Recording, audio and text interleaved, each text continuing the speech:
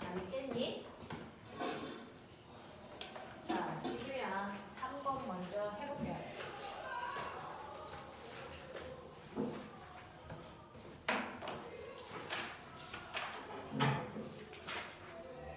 자, 3번에서요. 파동이라는 거에 대한 얘기하면서 파동에서의 가장 핵심은 이제 간섭과 회절 그리고 도플러 효과 요게 이제 나오는 건데요.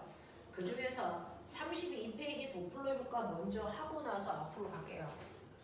자, 우리요. 파동이라고 하는 거 물리 1에서 했어. 물리 1에서 파동했었는데요. 파동이 뭐냐면 여기 봐봐. 자, 파동이 뭐야? 기본은 머릿속에서 다시 끄집어내야죠. 파동은 이게 파동이에요. 그래서 파동은 한 지점에서 진동이 발생하잖아요. 그 진동이 발생하면 이 진동이 옆으로 퍼져나가야 파동이라고 하는 거야. 안 퍼져나가면 그냥 진동인 거야. 됐어? 자, 그러면 이 파동을 발생시킨 지점을 뭐라 그러냐? 이걸 파1이라고 하거든요. 됐어? 그래서 파동이라는 건 파원에서 발생한 진동이 뭐하는 거? 퍼져 나가는 뭘 얘기한다? 현상을 얘기한다? 이 얘기야. 한 지점에서 발생한 진동이 퍼져나가는 걸 우리가 파동이라고 해. 퍼져나가야 돼 라는 얘기야. 됐어? 그러면 한 지점이 파워에서 생긴 진동이 퍼져나가는 파동이 형성이 되는데 이 파동의 대표적인 예가 뭐가 있냐면 지금 너네가 듣는 선생님의 목소리도 있고요. 그 다음에 형광등에서 나오는 빛도 있고요. 그 다음에 일본에서 주로 발생하는 지진이라는 것도 있고요. 그리고 바다에서 볼 수 있는 파도, 물결이라는 것들도 있단 말이야.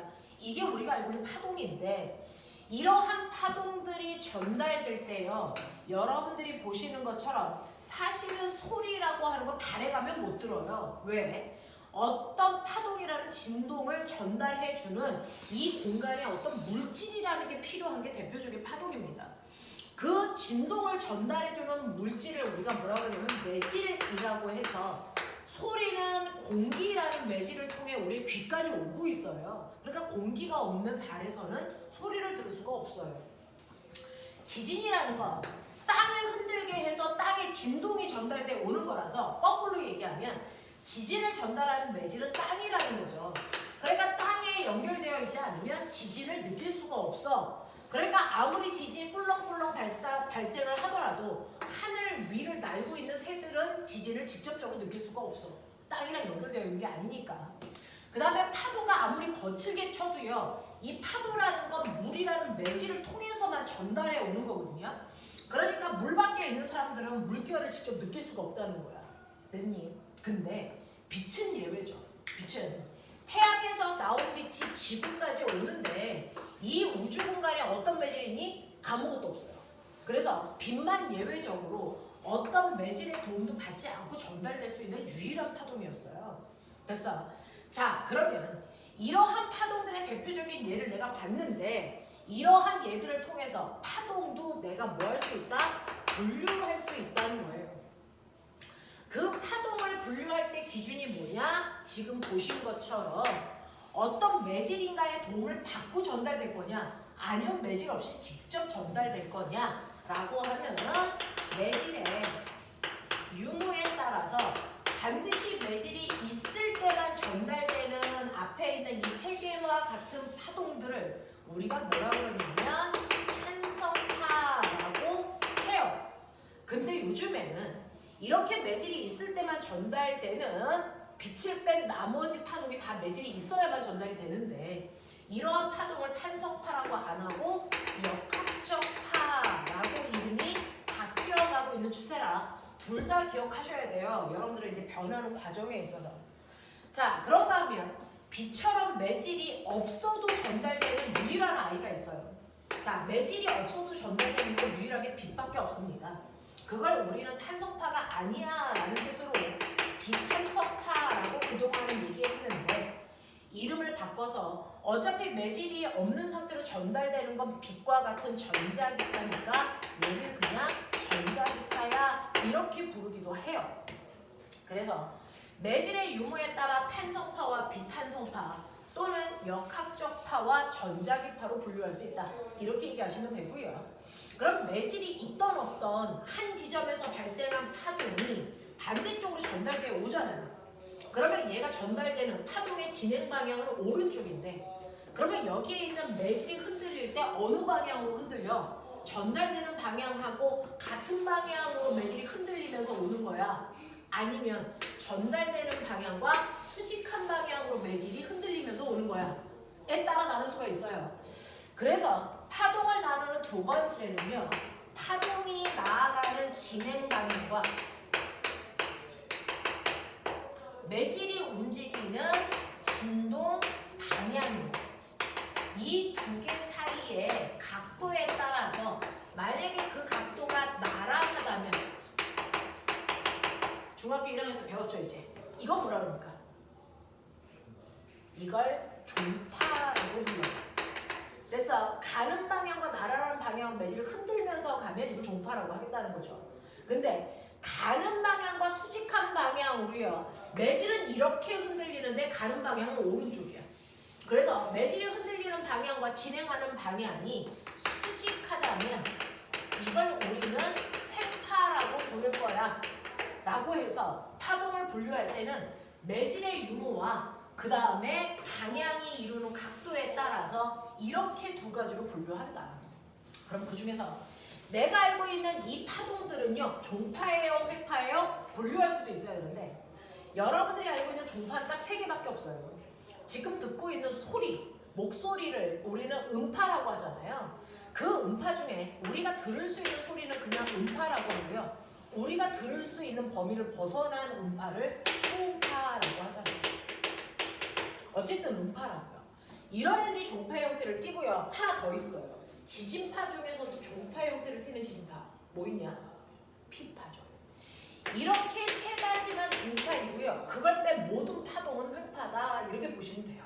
됐어? 그래서 그걸 뺀 나머지가 횡파의 형태를 띄어요. 이렇게 맞다고요. 자, 근데 이러한 파동 안에도 사실 구조가 있어요. 파동의 구조. 자, 그래서 여러분들이 머릿속에 집어넣어야 되는 거 그러면 이 파동은 어떤 구조를 가지고 있어? 이거 봐야 되는데 파동의 구조를 보기 가장 쉬운 게 횡파 구조 보는 거야.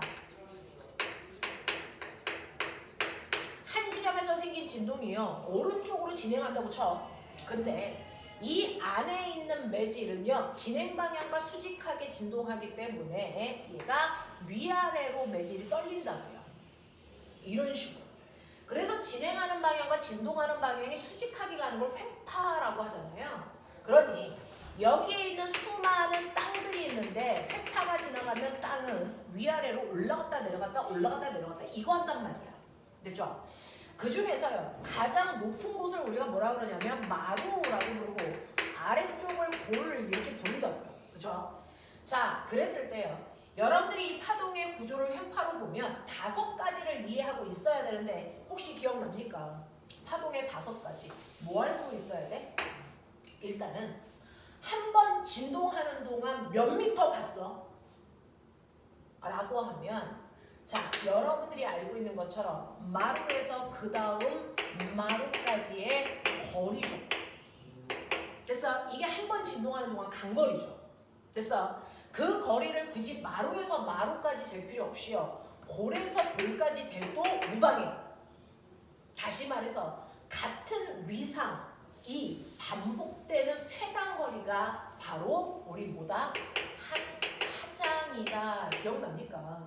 그래서 마루에서 마루까지 재던 골에서 골까지 재던 같은 모양이 반복되는 여러분들이 알고 있는 최단 거리예요. 한 번 진동하는 동안 파동이라는 게 지나간 거리 이거를 우리가 파장이라고 하고요. 파장은 남다라는 기호로 나타내고요. 다니는 거리니까 미터 쓴다고. 그러니 만약에 얘가 그러니까 여기에서 여기까지 같은 위상까지의 최단 거리인 한 번 진동하는 동안 간 거리가 만약에 4m라면 얘는 한 파장이 4m예요. 이렇게 얘기하면 돼. 됐어. 자, 그런가 하면 그 한 번 진동하는 동안 간 거리가 4m인 건 알았어. 근데 그 한 번 진동할 때까지 걸린 시간은? 이건 뭐야? 한 번 진동하는 동안 걸린 시간은 뭐라고 해? 뒤져. 이걸 뭐라 그러니? 주기라고 해요. 그래서 한 번 진동하는 동안 걸린 그래서 시간을 우리는 주기라고 해요. 그럼 그 주기는 한 번 마루가 생겼다가 그 다음 마루가 생길 때까지 걸리는 시간이겠죠. 됐죠? 그래서 같은 위상이 반복되는 최단 시간, 이 시간을 주기라고 한다. 그 시간을 타임의 약자 라지티라고 쓰고요. 그러면 한 번 진동하는데 2초 걸려. 단위는 초입니다. 그래서 얘는 한 주기가 2초예요. 뭐 이런 식으로 표현하면 되겠죠. 됐어. 자, 근데 이러한 주기라고 하는 거를 다시 보면 사실은 1회 진동하는 동안 걸린 시간이거든요. 그죠? 근데 이거에 역수되는 개념이 있어요. 1초라는 시간 동안에 몇 번 진동했니? 횟수요. 됐어. 그래서 주기와 역수의 관계를 가지고 있는 아이를 우리가 뭐라 그러냐면 그거를 진동수라고 한다. 그래서 진동수는 1초라는 시간 동안 진동한 횟수를 얘기하는 거다. 1초라는 시간 동안에 진동한 횟수로요. 이 진동수라고 하는 건 주기를 역수하면 되니까 이 주기가 2초래매. 그러면 주기는 얼마야? 2분의 1. 단위가 뭡니까? 헤르츠예요. 됐어? 그래서 여러분들이 알고 있는 것처럼 진동수는 프리퀀시의 약자 F수고요. 단위는 원래 주기 역수니까 초분의 1을 써야 되는데 이렇게 쓰기 귀찮아서 과학자 이름으로 바꿔서 헤르츠 써요 라고 얘기하는 거예요. 이게 진동수야. 자, 그래서 우리 가끔 가다가 보면은 타점 찍을 때 60Hz짜리 진동수 가죠? 이렇게 나오거든요. 그러면 얘는 1초에 60번 점 찍는다는 거야. 그러면 한 번 점 찍는데 걸리는 시간, 주기는 60분의 1초야 라고 하시면 돼요. 이런 식으로 진동수와 주기는 서로 역수의 관계를 가지고 있습니다. 자, 그 다음에 네 번째는 뭐냐면 그러면 이때 원래는 여기 있던 매질이 파동이라는 에너지가 오니까 그 에너지 때문에 여기까지 끌려 올라갔잖아. 그래서 사실은 어떤 파동이 오면 여기 있는 매질은 요만큼 밖에 끌려가지 않을 수도 있지. 근데 여기까지 끌려갈 수도 있지. 그렇죠? 그 매질을 움직이는 게 파동의 에너지의 크기에 따라서 결정되는 건데 어쨌든 간에 지금은 여기 있던 매질이 어디까지 끌려가냐면 여기까지 끌려가서 그랬을 때 매질이 움직일 수 있는 최대 거리 이거를 바로 이 파동의 진폭이라고 불러. 그래서 이걸 이 파동의 진폭이라고 불러서요. 진폭은 매질이 어디까지 끌려 올라갔다 왔어 라고 하는 매질의 최대 변이를 얘기한다 이 얘기야. 이러한 진폭은 우리가 A라고 쓰고요. 이동한 거리니까 얘조차도 미터라는 단위로 표현합니다. 되겠어? 그 중에서 진폭이라는 건요. 중심으로부터 마루까지 올라간 높이를 재던지 또는 마루에서부터 내려간 골까지의 깊이를 재던지 둘 중에 하나를 얘기하면 돼. 그래서 얘 진폭이 플러스 2야. 또는 얘 진폭은 아래쪽으로 2로 가거든요. 그래서 얘 진폭은 2m입니다. 이래야지 4m입니다. 그러면 큰일 난다고요. 되겠어? 진폭은 중심으로부터의 최대 이동 거리를 얘기한다. 라고 하는 거 기억하여 두시면 되고요. 그 다음에 이러한 파동은 옆으로 퍼져나간다 그랬는데 이동한다는 얘기죠. 이동하면 빠르게 뭘 가지고 있어? 속력. 파동은 속력으로 표현하지 속도로 표현하지는 않거든요. 파동은 속력을 가지고 있는데 이 속력이라고 하는 거는 여러분들 항상 우리가 보는 벨로시티 V입니다. 얘는 일정한 시간 동안의 간 거리로 미터 퍼 초를 단위로 쓰겠죠. 그럼 파동에서의 속력은 어떻게 구합니까? 당연히 속력은 시간분의 거리니까 파동에도 시간과 거리가 나와 있죠. 여기 있습니다. 됐죠? 파동에서도 시간분의 거리 요걸로 계산하면 된다고요. 그게 바로 뭡니까? 주기분의 파장이죠. 됐죠? 그래서 파동에서의 속력은요, 주기분의 파장으로 계산하면 된다. 근데 말씀드린 것처럼 주기분의 1이잖아요. 주기의 역수라는 뜻이니까 이거는 진동수 곱하기 파장으로 해도 된다. 그래서 파동의 속력은 V는 F 남다다 이거 훨씬 더 많이 써요. 됐죠? 자, 이런 식으로 해서 파동의 5가지 요소들이 일단은 머릿속에 있어야 됩니다. 있어야 되고요. 자, 이러한 파동을 그렸을 때요. 파동이 지금 어떤 상태냐면 이렇게 되어 있는 상태죠. 근데 잠시 후에 파동이 오른쪽으로 이동하는 파동일 때에 그래서 각각의 매질의 높이가 지금이랑 달라져요. 됐죠? 어떻게 됩니까? 파동이 오른쪽으로 가니까 조금 있으면 이 모습이 여기서 나타나요.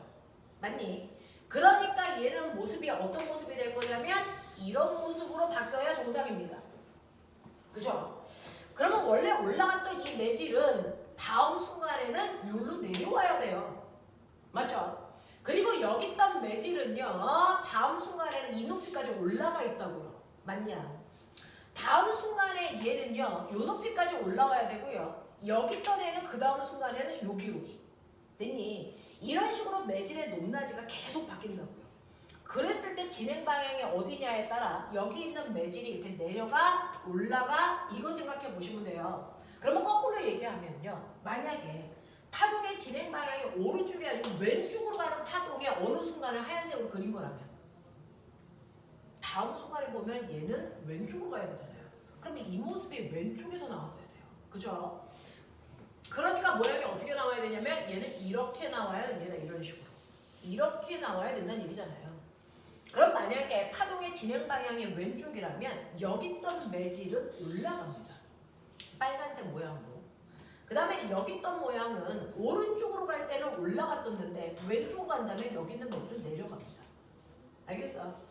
자, 여기에 있던 하얀색 매질이요. 다음 순간에는 똑같이 오른쪽으로 가든 왼쪽으로 가든 올라가는 거 맞습니다. 근데 여기 있던 매질은요. 됐죠? 오른쪽으로 갔다면 아래로 내려가야 됩니다. 왼쪽으로 간다면 올라가잖아요. 그래서 이런 식으로요. 파동이 오른쪽으로 가고 있냐 왼쪽으로 가고 있냐라고 하는 건 매질들의 각각의 위치 변화를 통해서 오른쪽으로 가고 있는 파동인지 왼쪽으로 가고 있는 파동인지를 거꾸로 예측할 수 있어야 돼요.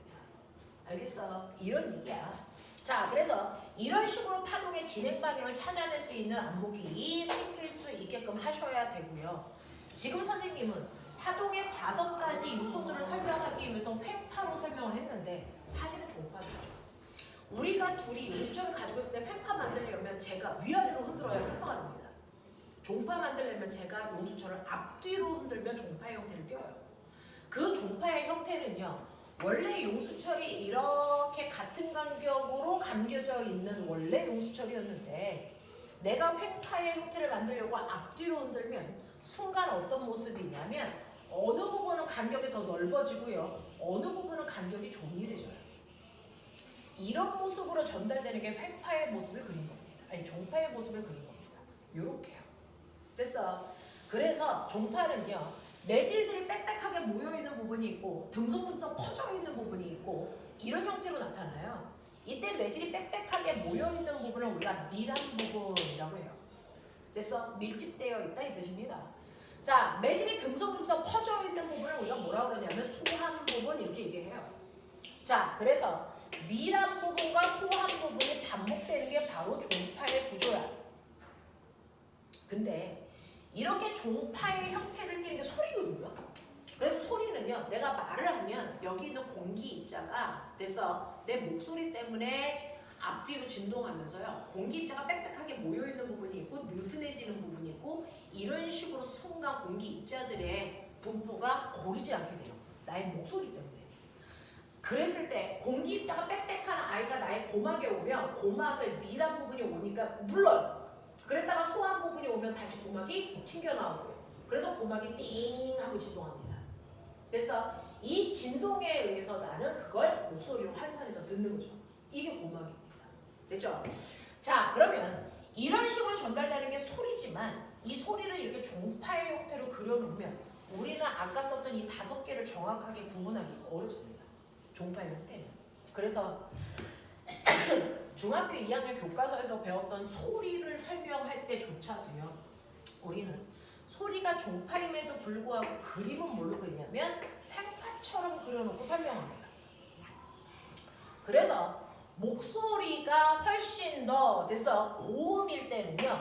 진동수가 훨씬 더 많아야 돼. 뭐 이런 식으로 표현하고요. 저음일 때는 진동수가 작아. 이렇게 표현하지 않습니까? 그래서 마치 소리가 팽파처럼 그려놓고 설명을 한다고요. 왜? 종파는 이 5가지의 요소가 잘 눈에 안 보이니까. 그러면 어떻게 종파인 아이를 팽파처럼 모습을 바꿔서 그릴 수 있습니까? 이거는요. 실제로 정해진 약속이 있는데 밀이라는 부분은 원래는 여기 있는 매질이 여기 있다가 이리로 끌려온 거예요. 그쵸? 이쪽 방향 플러스 X축 방향을 끌려온 거고 여기 있는 매질도 사실은 여기 있다가 이쪽으로 밀려온 겁니다. 마이너스 X축 방향으로 밀려왔다. 그죠? 자, 여기 있는 아이도요. 여기 있는 매질이 플러스 X축 방향으로 여기 있는 매질은 마이너스 X축 방향으로 이동해서 밀한 부분을 만든 거야. 각각. 됐어? 그래서 얘는 X축 방향으로 진동하고 있는데 이걸 팽파인 Y축 방향으로 진동하는 모습으로 바꿔버리면 되거든요. 그러니 나는 플러스 X축으로 움직인 걸 플러스 Y축으로 움직였다고 얘기할 거고요. 이걸 마이너스 Y, 이걸 플러스 Y, 이걸 마이너스 Y로 표현한다면 사실은 밀한 부분은 플러스 Y축에서 마이너스 Y축으로 바뀌는 포인트, 플러스에서 마이너스로 바뀌는 포인트인 여기가 소리의 밀한 부분을 표현하는 위치입니다. 알겠어? 소리의 밀한 부분은요. 플러스 Y축에서 마이너스 Y축으로 내려오는 요 X절편이 밀한 부분을 얘기해요. 그러면 소한 부분은 이라고 해요. 소한 부분은 여기잖아요. 얘는 거꾸로 마이너스 Y에서 플러스 Y로 바뀌는 포인트예요. 그죠? 그러니까 아래에서 위로 올라오는 이 부분이 소한 부분을 나타내게 그린 거야. 여기가 소한 부분이라고. 되겠어? 우리는 애들한테요. 종파로 횡파로 그릴 때 밀 어디 있을 것 같아? 그럼 애들 대부분 여기가 밀일 것 같아요. 라고 얘기합니다. 아니라고요. 됐어? 밀한 부분은요. X절편 중에서 플러스에서 Y, 마이너스로 내려오는 여기가 밀한 위치고요. 거꾸로 아래에서 위로 올라가는 여기가 소하는 위치를 표현하는 겁니다. 알겠어? 이런 식으로 해서 우리는 종파도 마치 횡파처럼 그려놓고 설명을 한다라는 얘기입니다. 자, 그러면 이러한 파동이라고 하는 게 뭐가 있고요. 분류하는 기준은 뭐가 있고 그 다음에 파동의 구조 5가지 보여드렸습니다. 자, 그 5가지를 통해서 이제 파장, 주기, 진동수, 진폭, 속력 이거 다 알아들었는데 이때요. 파동의 속력은 뭐가 결정합니까? 파동에 어떤 하나의 파동의 속력을 구할 때 V는 F 남다로 구합니다. 됐어? 이렇게 구하는데 그 속력 중에서 가장 빠른 속력이 바로 빛의 속력 광속입니다. 자, 빛의 속력 광속은 일반적인 다른 속력과 구분하기 위해서 우리가 C라고 쓰죠. 됐죠? 근데 그 광속조차도 우리는 F 남다로 계산한다고요. 근데 우리 빛 중에서요. 내 눈에 보이는 빛 가시광선 그 중에서도 내 눈에 보이는 빛의 삼원색 얘기해. 빛의 삼원색 빨, 초, 파 알겠습니까? 빨간빛, 초록빛, 파란빛이라고 하는 빛이 있잖아요. 얘네들은 모두 다 빛이니까 광속으로 가는 거 맞는데 왜 색깔이 달라요? 얘네들이 가지고 있는 에너지가 달라서 내 눈에 있는 시각세포가 그래서 그 에너지의 크기를 색깔로 표현해 준 거예요. 그러면 얘네들의 에너지는 뭐가 결정하는데? 라고 하면 파동 에너지는 A제곱 F제곱입니다. 진폭의 제곱에 진동수를 제곱한 값이 파동이 가지고 있는 에너지다. 됐어? 그러니 여러분들이 보셔야 되는 건 파동 에너지는 진동수가 클수록 파동 에너지가 크다는 얘기야. 됐어? 이거를 나중에 다시 아인슈타인은요. 파동 에너지 구하는 식은 HF야. 이렇게 정리합니다. 이때 H는 상수니까 의미 없죠. 그래서 파동 에너지는 진동수에 비례해. 이렇게 나오는 거야. 되겠니? 자, 그러면 이 중에서 누가 더 에너지가 커요? 파란색 쪽으로 갈수록 에너지가 더 큰 빛이에요. 그러니 얘네들의 진동수를 간단하게 표현하면 빨간색의 진동수는 1, 초록색의 진동수는 10, 파란색의 진동수는 100이라고 치자.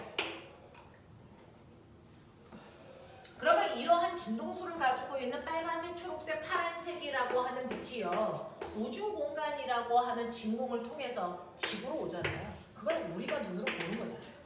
됐죠? 그러면 이 중에서 누가 먼저 지구에 도착할 거냐? 말해. 빨간색. 또 여기에서요.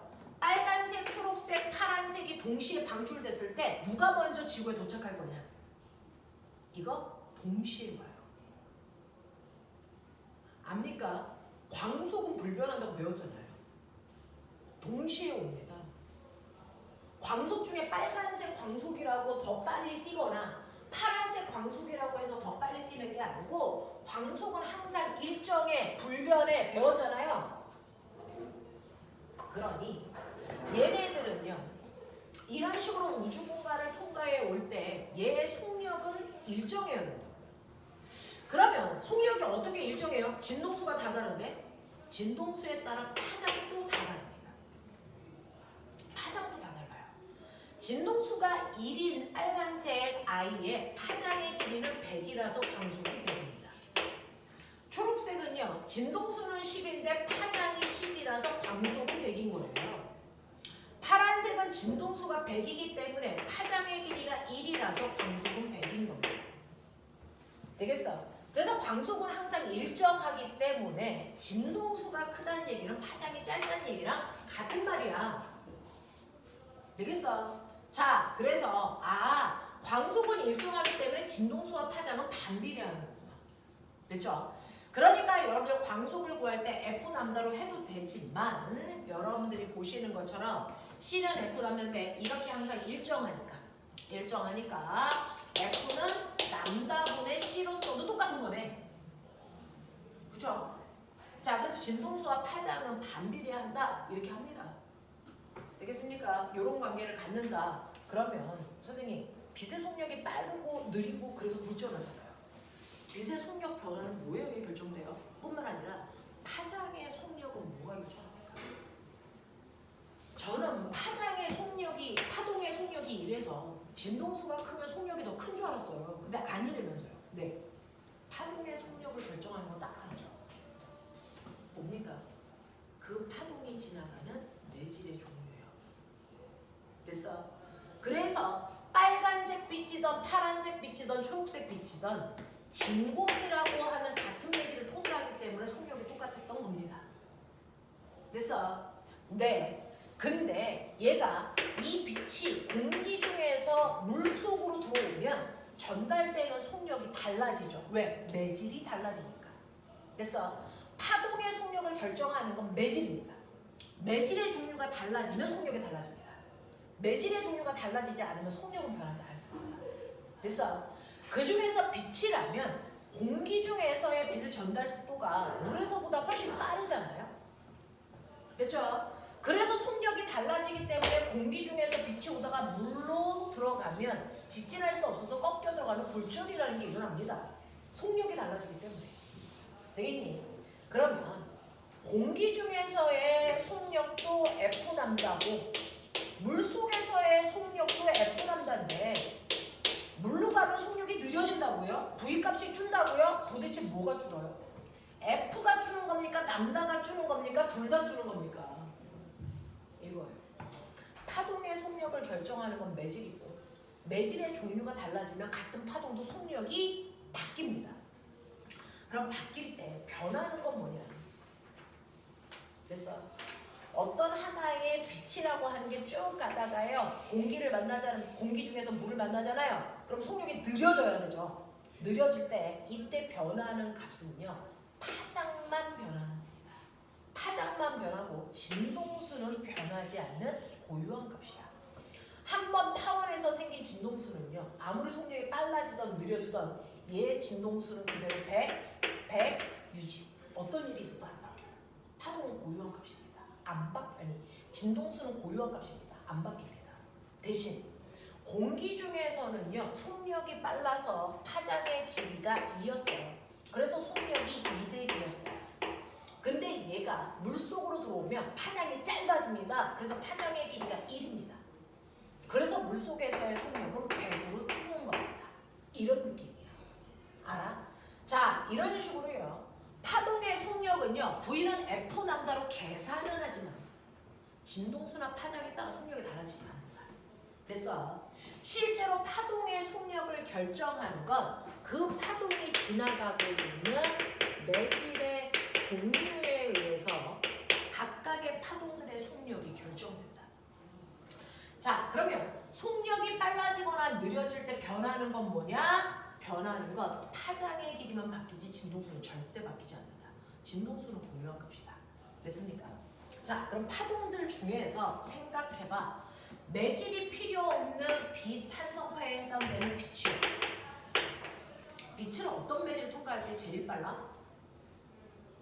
매질이 없어야 가장 빨리 전달되거든요. 그래서 진공이 우주 속을 전달해 올 때가 빛의 속력이 제일 빠릅니다. 그러면 거꾸로 얘기하면 그 앞에 매질이라는 입자들이 있으면 오히려 전달되는 걸 방해한다는 얘기야. 그러니까 매질이 빽빽해질수록 속도가 피해가야 되니까 느려질 수밖에 없어. 그래서 빛은 진공일 때 제일 빠르고요. 그 다음이 기체 상태의 물질을 통과할 때고요. 그 다음 액체 상태의 물질, 고체 상태의 물질. 매질이 빽빽해질수록 빛이 통과하는데 걸리는 시간이 길어집니다. 알겠어? 자, 그 중에서 빛의 속력이 제일 빠른 진공을 통과할 때만의 빛의 속도를 우리가 광속 이렇게 얘기하는 거예요. 그래서 빛의 속도는 무조건 광속이 아닙니다. 빛은 진공에서 빛이 퍼지는 속력만 광속이라고 하고요. 이미 지구에 들어오는 순간 대기권을 통과하고 있잖아요. 광속보다 속력은 훨씬 느려진 상태입니다. 알겠어? 이렇게 보시는 게 맞습니다. 자, 그래서요. 실제로 빛이라는 건 입자가 듬성듬성 있을수록 빠르잖아요. 그래서 우리는 입자가 듬성듬성 있는 빛의 속도가 빠른 매질을 소환 매질. 됐어. 소환 매질에서 속력이 빨라요. 이렇게 표현하는 거예요. 됐어. 입자가 빽빽하면 진동하는 속도가 느려요. 그래서 입자가 빽빽하다 거꾸로 얘기하면 밀한 매질. 그래서 빛은 밀할수록 속력이 느려집니다. 알겠니? 이런 뜻으로 얘기합니다. 자, 거기에 비해서 반드시 매질이 있어야만 전달되는 소리는 정반대 효과가 나타나요. 소리는 매질이 있어야 그 진동하는 매질이 진동하면서 옆에 있는 매질한테 툭 쳐줘서 자기의 진동을 전달해 줍니다. 그래서 소리가 전달되는 거라서 매질이 가까이 붙어 있어야 빨리빨리 툭툭툭 쳐서 전달되는 거예요. 그래서 소리는요, 입자가 빽빽하게 있는 고체 매질을 통과할 때가 소리 전달 속도가 제일 빠릅니다. 그 다음 액체와 기체를 통과할 때 전달되는 속도가 입자가 느슨느슨해지니까 전달되는 속도가 느려질 수밖에 없고요. 입자가 아무것도 없는 진공에서는 전달시킬 수가 없어요. 이런 얘기예요. 됐죠? 그 중에서요. 소리의 속력은 주로 공기 중을 통과할 텐데 공기도 찬 공기, 뜨거운 공기, 습한 공기, 건조한 공기 이런 거 있잖아요. 전달되는 속도가 다 똑같을까? 다 달라요. 그래서 재작년에 이거 가지고 과거 자소 쓴 언니 오빠들이 있었습니다.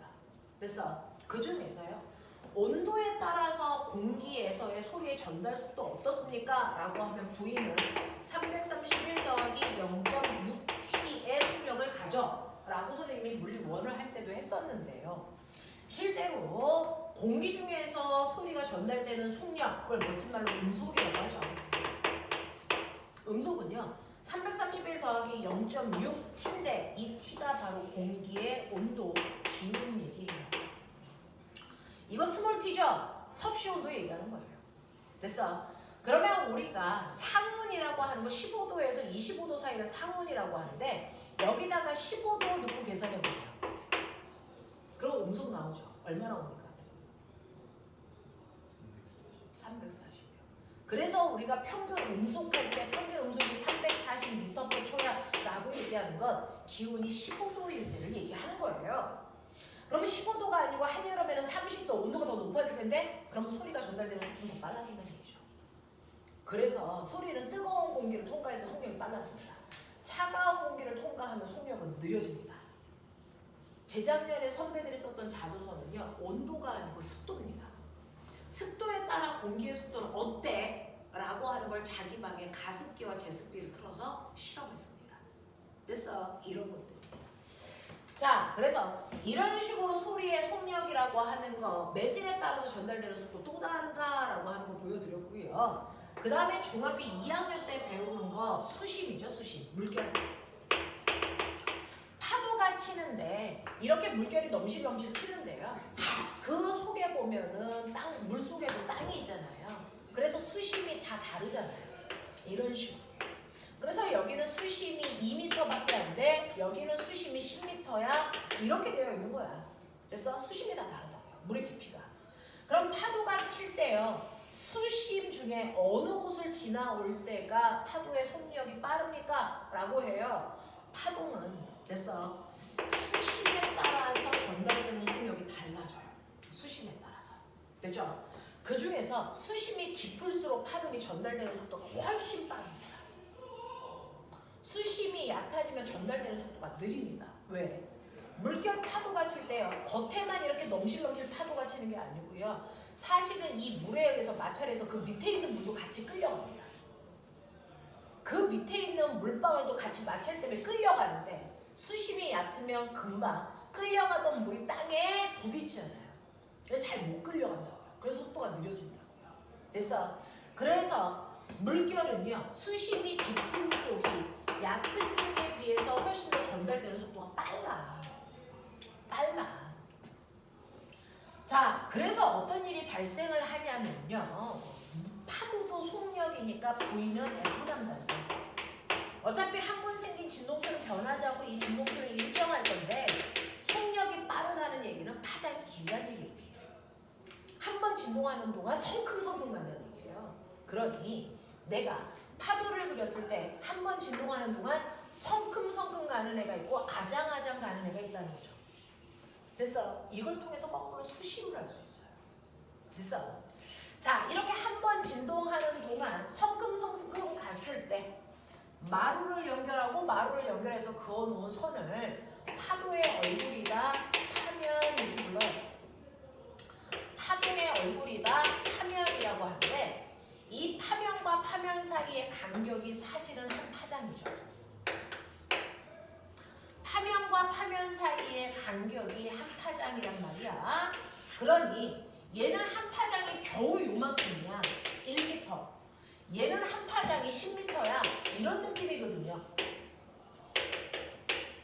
근데 진동수는 똑같이 10Hz짜리야 라고 한다면 여기에서의 속력은요. 진동수 곱하기 파장인데 진동수는 10이고 파장이 10이야. 얘 속력 100이네. 근데 얘는요. 똑같은 파동이니까 진동수는 10 같은데 파장의 길이 2밖에 안 돼? 속력이 10이네. 됐어? 네. 그러면 여기는 속력이 느리고 여기는 속력이 빠르기 때문에 여기가 대단히 수심이 깊은 물이네. 여기는 수심이 얕은 물이네. 이걸 알 수 있잖아요. 됐어? 그래서 굳이 계산하지 않아도 파면과 파면 사이의 간격이 좁을수록 얕은 물, 파면과 파면 사이의 간격이 넓을수록 깊은 물이라는 뜻입니다. 알겠어? 이런 식으로 된다. 자, 그 다음에 여러분들은 이제 소리, 빛, 물결 이런 것도 알았는데요. 하나만 더 알아두면 줄입니다. 줄. 제가 줄을 흔들었을 때 진동이 퍼져나갑니다. 줄을 통해서.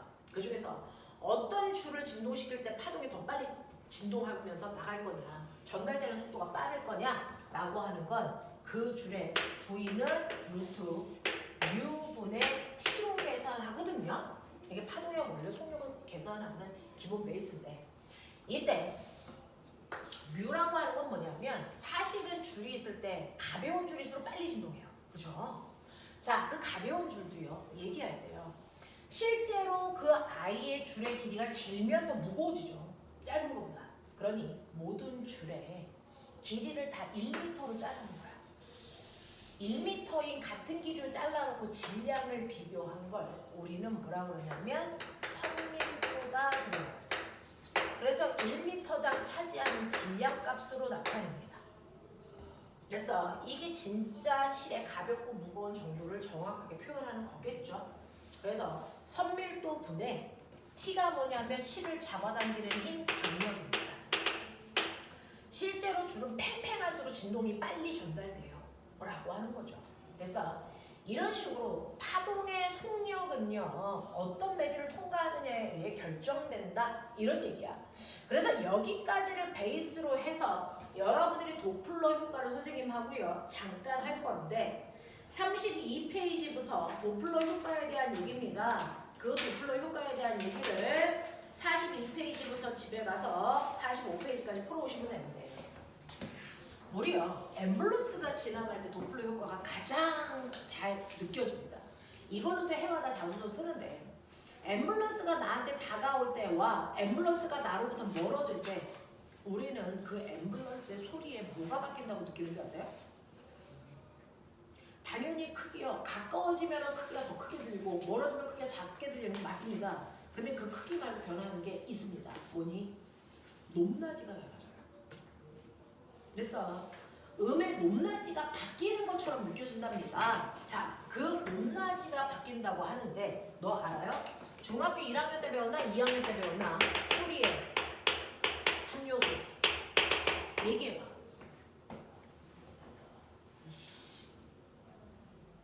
소리의 3요소 배운 지 얼마 안 되지 않았니? 중2 2학기 기말고사 시험범위 아니야? 중1 때 배운대. 소리의 3요소.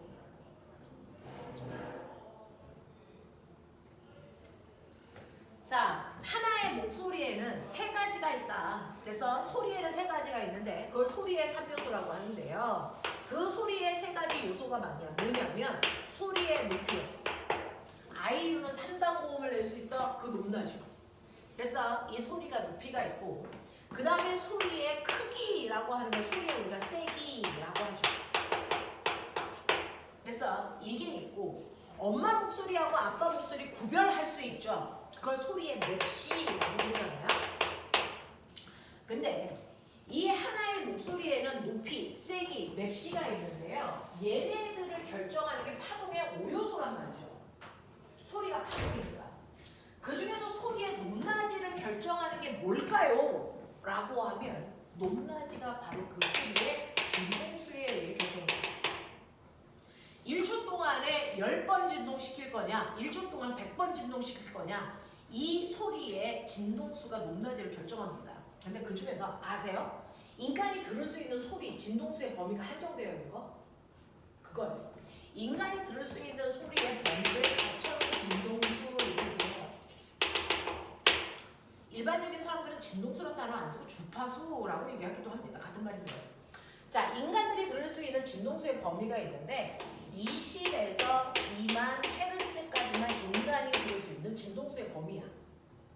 그래서 그 중에서 진동수가 클수록 고음입니다. 진동수가 작을수록 저음입니다. 이때 2만을 벗어나면 아무리 민감한 사람 누구도 못 들어요. 그걸 우리가 초음파라고 하는 겁니다. 그래서 인간이 들을 수 있는 진동수의 범위는 20에서 2만 헤르츠고요. 진동수가 클수록 훨씬 더 고음인 거죠. 자, 우리요 옥타브를 얘기하니까 기본 도가 있다고 칠게요. 한 옥타브 위에 도가 있고 또 한 옥타브 위에 도가 있고 뭐 이렇게 되어 있다고 치자. 기본 도의 진동수가 F만큼의 크기라고 치자. 그러면 한 옥타브 위의 소리는요 바로 무조건 2배의 진동수의 크기입니다. 그러니까 이 기본 도에 비해서 한 옥타브 위의 도는 2F의 진동수를 가져야 돼. 예를 들어서 얘의 진동수가 200이라면 한 옥타브 위에는 400의 진동수를 갖는 아이가 한 옥타브 위에 도소리가 되는 거야. 자, 그 다음에 또 한 옥타브 위의 도는요 얼마냐면 2배여야 되니까 4F죠. 되겠냐? 이렇게 가야 되거든요. 그래서 옥타브라고 하는 건 진동수가 2배 커지는 걸 한 옥타브 윗소리 우리 이렇게 귀에서 듣는단 말이에요. 그렇죠? 그래서 앰뷸런스가 나한테 다가올 때요 소리가 크게도 들리지만 소리가 높게 들려요. 진동수가 바뀌는 것처럼 보여요. 200이었다가 400. 그래서 이런 식으로 진동수가 커지는 것처럼 느껴지는 걸 도플러 효과라고 합니다. 근데 내가 얘기했죠. 실제로 한 번 타동이 발생하고 나서 진동수는 변해 안 변해? 이거 절대 안 바뀐다 그랬거든요. 근데 앰뷸런스가 나한테 다가올 때요. 절대 변하지 않는 진동수가 변하는 것처럼 착시가 일어난다고요. 그래서 그게 왜 일어나는지를 설명한 게 얘예요. 그래서 그게 왜 진동수가 변하는 것처럼 느껴지지? 이게 상대속도 때문입니다. 그걸 설명한 게 도플러일 겁니다. 되겠죠? 자, 그래서 소리의 3요소 중에 소리의 높낮이가 진동수에 의해 결정된다. 기억하셔야 되고요. 그럼 소리의 세기는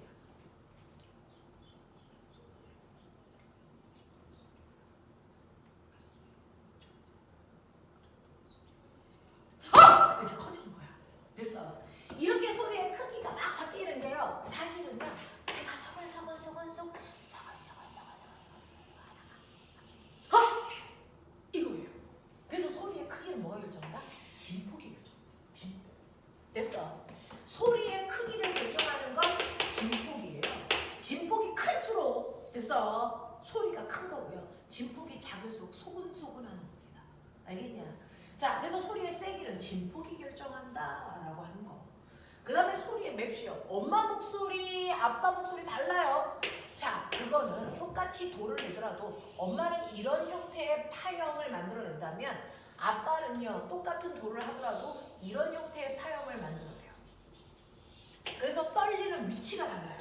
그래서 목소리가 차이가 나게 들리는 겁니다. 이건 맵시 또는 파형이라고 해요. 자, 그래서 이렇게 소리는 세 가지 요소가 있고 그 세 가지 요소의 소리를 파동에 누가 결정하는지를 보여드렸단 말이야. 그러면 이제 본격적으로 도플러 효과를 설명할 수 있는 단계에 왔어. 자, 도플러 효과가 뭡니까?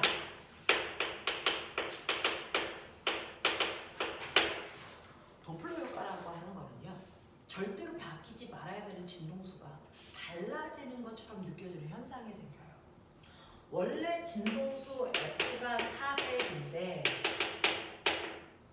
어떤 이유에선가 이 진동수가 커지는 효과가 나타나서요. 얘가 400이 아니고 500처럼 느껴져.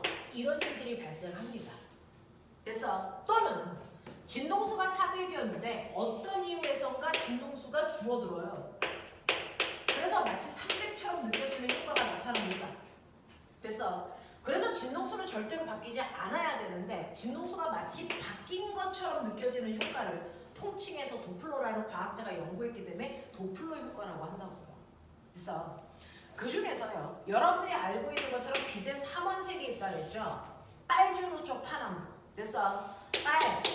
자, 그 중에서 빛의 3원색은 빨초파라고 그랬으니까 빨, 초, 파 이렇게 표현해 볼게요. 우리가 알고 있는 빛의 3원색이 빨간색, 초록색, 파란색인데 그 중에서 에너지가 큰 게 파란색이라고 했으니까 얘가 진동수가 400, 300, 200이라고 쳐보자. 됐어? 네. 이러다가 만약에 진동수가 커지면요. 400이었던 아이는 500으로, 300이었던 아이는 350으로 이런 식으로요. 진동수가 커지면서 그 진동수가 큰 어느 쪽으로 바뀌는 효과가 나타나냐면 각각의 진동수가요. 처음이랑 다르게 모두 다 파란색 쪽에 치우친 진동수가 커지는 효과들이 이렇게 나타나죠. 그래서 처음이랑은 다르게 진동수의 값이 커지는 효과가 나타나요. 그 커지는 효과가 나타나는 건 그 진동수가 제일 큰 파란색 쪽으로 진동수가 모두 다 바뀌는 효과가 나타난다는 거야. 그걸 우리가 뭐라 그러냐면 진동수가 커지는 효과를 파란색 쪽에 진동수가 가까워져 이거를 청색 편의 현상이 나타나 이렇게 표현해요. 청색 쪽으로 이동하는 효과가 나타나 이렇게 얘기합니다. 자, 그런가 하면 진동수가 작아진다는 건 마치 빨간색에 가까운 진동수로 바뀌는 것처럼 느껴져 이런 얘기거든요. 그러니까 진동수가 작아진다는 효과를 우리는 도플러가 뭐라 그랬냐면 이걸 적색 편의가 나타나 이렇게 얘기했습니다. 적색 편의. 됐어. 그래서 편이라는 거 한쪽으로 치우쳐라는 건데 이때 파란색 쪽으로 치우치는 편의가 나타나는 경우를 청색 편이라고 하고요. 빨간색 쪽 방향으로 진동수가 치우치는 현상이 나타나는 걸 적색 편이라고 하는데 파란색 쪽으로 치우치는 현상은 진동수가 커지는 현상을 얘기합니다. 빨간색 쪽으로 치우치는 현상은 진동수가 작아지는 효과를 얘기하는 겁니다. 됐어? 그래서 이렇게 진동수가 변하는 현상이 생긴다는 걸 도플러가 알아냈는데 언제 변하는 줄 아세요? 이러한 진동수는 실제로 변하지 않습니다. 변하는 것처럼 착시가 일어날 뿐이죠. 됐죠? 이 진동수가 바뀔 때요. 진동수가 커지는 청색 편이는요. 청색 편이는 됐어? 가까워질 때 나타나는 현상이에요. 가까워질 때 나타나는 현상이 청색 편입니다. 그러니까 실제로 진동을 하고 있는 파동을 만드는 파원이랑 나랑 가까워질 때 청색 편이가 느껴져요. 됐어? 파원이랑 내가 멀어질 때 적색 편이가 나타납니다.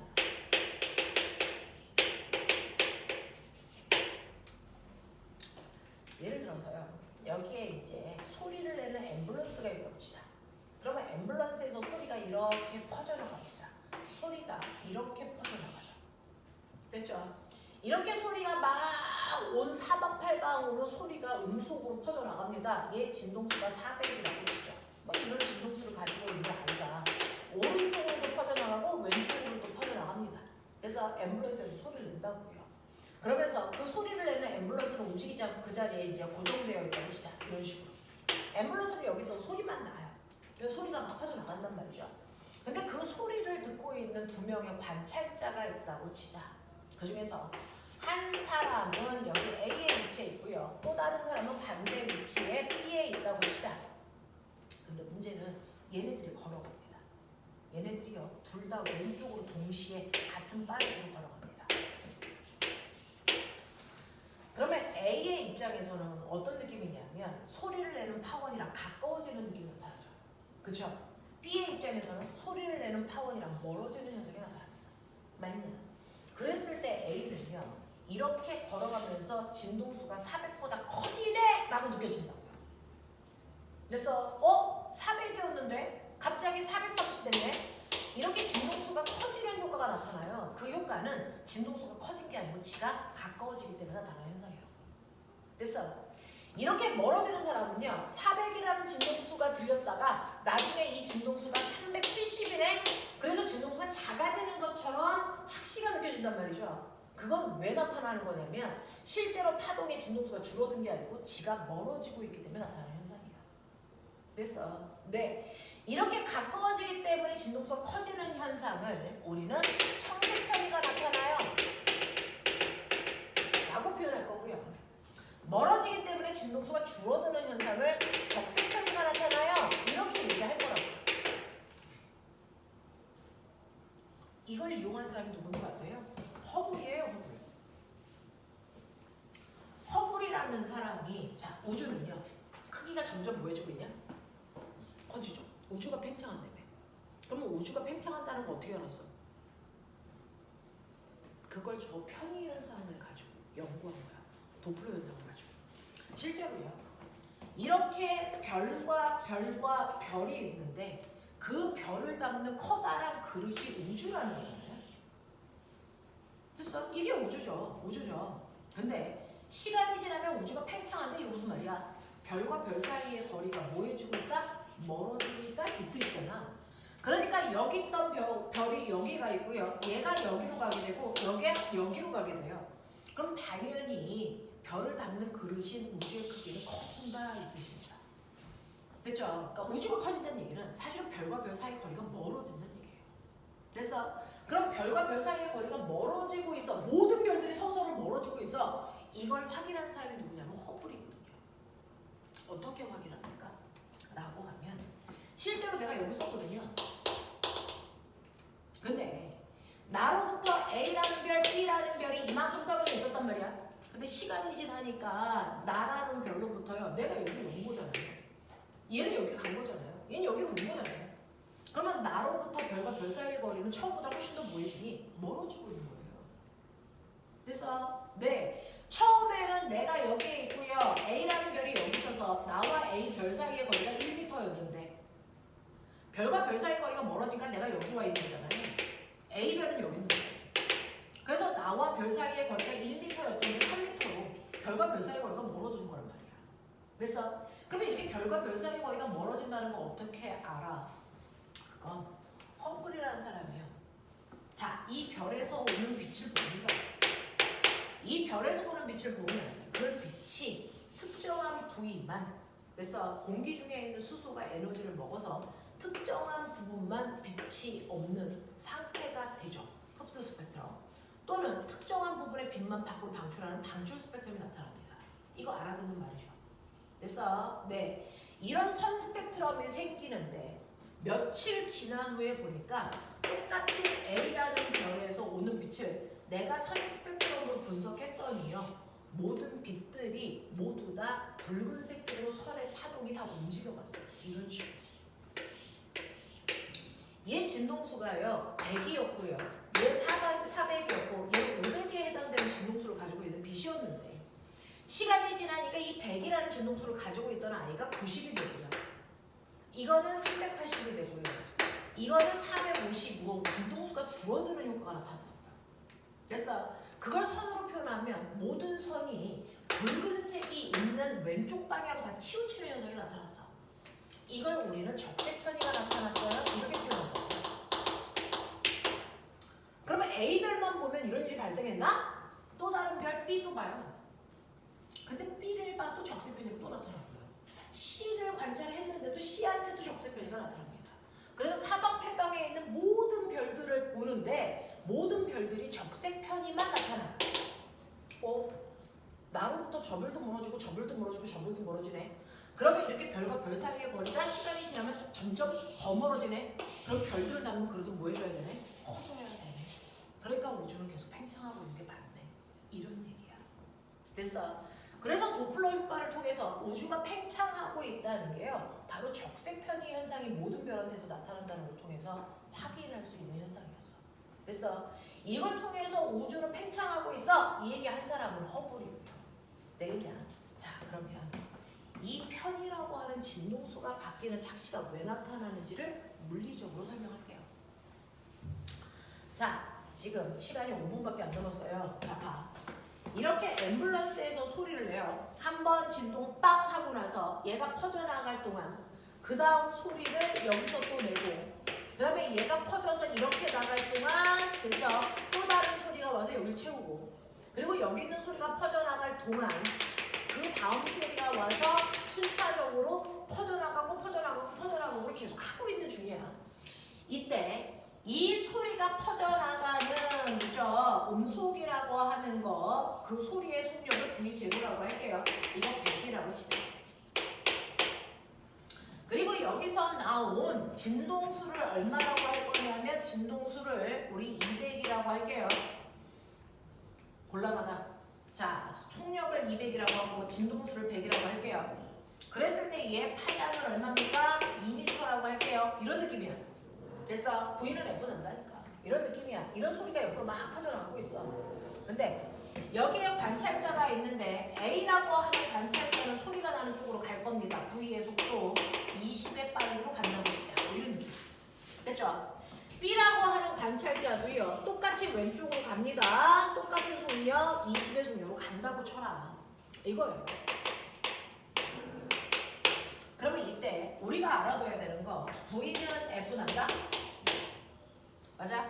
그러면 F는 람다분의 V 됐어? 또는 람다는 F분의 V, 어떤 거 써도 다 같은 식이야. 맞지? 자, 이렇게 하는데요, 실제로 이런 식으로요, 소리를 내는 음원장치는 가만히 있고 관찰자만 움직인다고 치자. 자, 음원장치는 가만히 있고요, 소리를 듣는 관찰자만 걸어갈 거야. 그 중에서 관찰자 2명이잖아요. 그 중에서 우리는 가까워지는 관찰자를 먼저 보자. 가까워질 때 A를 기준으로 보자는 얘기야. 그래서 가까워지는 관찰자를 기준으로 본다면 여러분들이 알고 있는 것처럼 F는 람다분의 V잖아요. 그렇죠? 그러면 얘 입장에서 이렇게 가면서 보시면요, 소리는 음속으로 이렇게 오고 있어요. V0. 근데 이 사람은 이렇게 가고 있어요. 되겠냐? 이렇게 가게 되면 어떤 일이 발생을 하냐면 소리에서 일어나는 파장의 길이는 여전히 람다, 람다, 람다. 파장의 길이는 변화가 없는데 소리가 올 때 나도 가니까 뭐가 생기냐면 상대 속도라는 게 생깁니다. 그죠? 그래서 어떤 일이 발생을 하냐면 파장의 길이는 소리의 파장의 길이 그대로 유지되는데 속력이 음속이 아니고요. 나까지 움직이다 보니까 됐어? 네. 자, 상대 속도가 생기는데 상대 속도는요. 상대방의 속도에서 관찰자인 나의 속도를 빼면 되는데 소리의 속력은 플러스 방향으로 오고 있어. 나는 마이너스 방향으로 거꾸로 가고 있죠. 그러면 상대 속도는요. 자, 상대방의 속도에서 관찰자인 나의 속도를 빼면 되니까 나의 속도를 더하시는 게 상대 속도 그런 방법이야.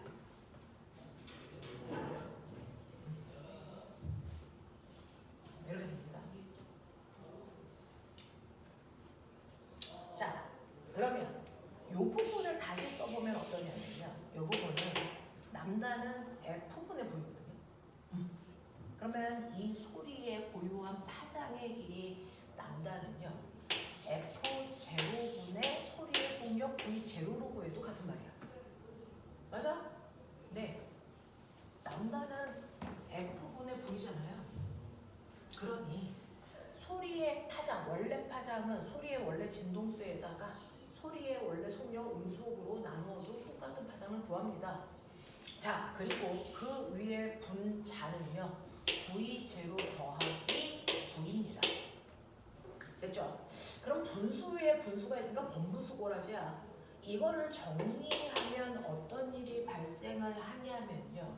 이걸 정리하면 V0분의 V0 더하기 V 거기다가 F0를 곱한 만큼이 됩니다. 됐니? 이게 내가 듣는 새로운 진동수 F가 됩니다. 맞아요. 그래서 걸어가는 사람이 들었을 때요. 진동수는 원래 소리의 진동수와는 다르게 이만큼 변한 상태로 들립니다. 됐죠? 자, 가까워지는 사람이 들리는 진동수는요. V0분의 V0 플러스 V F0의 진동수로 들린대. 그러면 이제 실제로 값을 집어보자. 맨 처음에 이 진동수가 얼마나 그러냐면 100이라고 했어요. 그리고 소리의 속력을 저기 써져 있어요. 20으로 보자, 200으로 보자 그랬어요. 자, 그러면 소리의 속력 200에다가 걸어가는 사람의 속력을 20으로 보자 그랬어요. 이걸 계산한 만큼 새롭게 느껴지는 진동수가 나와요. 됐어. 그러면 계산해 보시면 200분의 책임질 수는 없다. 얼마입니까? 얼마입니까? 110Hz의 진동수로 들리죠. 무슨 말인지 알겠습니까? 원래 진동수는 얼마였는데 100이었는데 내가 다가가니까 이 진동수가 100이 아니고 얼마로 느껴져요? 110으로 느껴지는 진동수가 변하는 형태가 나타나. 맞냐? 진동수가 커지는 형태가 나타나네. 왜? 내가 됐어? 가까워지고 있기 때문에 청색 편이가 나타나야 되니까. 알겠니? 이 얘기입니다. 그래서 가까워지는 관찰자가 들으면 원래 진동수보다 진동수가 더 커지는 효과가 나타납니다. 느껴보시면 알겠지만 원래 진동수보다 분모보다 분자가 더 커져서 진동수가 커지는 효과가 나타납니다. 됐어. 이게 가까워질 때 나타나는 청색 편이에요. 그러면 이걸 B의 입장으로 바꾸면 어떨까? 멀어질 때를 보면 어떨까? 멀어질 때는요. 됐죠? 여기는 똑같은데 상대 속도 모양이 달라요. 왜요? 자, 소리 이렇게 가고 있어. 이 소리를 플러스 V0로 하면 멀어지는 관찰자도 움직이는 속도가 플러스 V야. 그러면 상대 속도를 구할 때는 상대방의 속도에서 관찰자인 사람의 속도를 빼야 되니까 여기가 마이너스가 돼요. 이해되니? 여기가 마이너스가 되니까 요걸 마이너스로 바꾸시면 됐죠? 얘는 2분의 얼마입니까? 2분의 얼마입니까? 2분의 얼마야? 180입니까? 그럼 계산하면 얼마입니까? 90 나오죠. 됐어? 네. 그래서 멀어지면 이 100이었던 진동수가 100이 아니고 얼마? 95 이렇게 작아지는 효과가 나타납니다. 되겠죠? 실제로요. 어떤 관찰자가 움직일 때 파원으로부터 멀어지냐 가까워지느냐에 따라서 진동수가 다르게 느껴지는 착시 현상이 일어난다. 이걸 우리는 도플러 효과라고 한다. 그 중에서 관찰자가 움직일 때요. 가까워질 때와 멀어질 때 진동수의 변화가 이렇게 나온다. 됐죠? 그래서 이렇게 관찰자가 움직일 때요. 새로운 진동수가 생기는 이유는 상대 속도 때문이고 그래서 새로운 진동수를 구하는 방법이 요겁니다. 그래서 새로운 진동수를 구하는 방법이 이겁니다. 원래 파동의 속력분에 파동의 속력에 플러스 마이너스 관찰자가 움직인 속력 곱하기 원래 진동수예요. 되겠니? 그러면 관찰자가 움직이지 않고요. 소리를 내는 앰뷸런스 그래서 파원이 움직여 갈 수도 있어요. 그렇죠?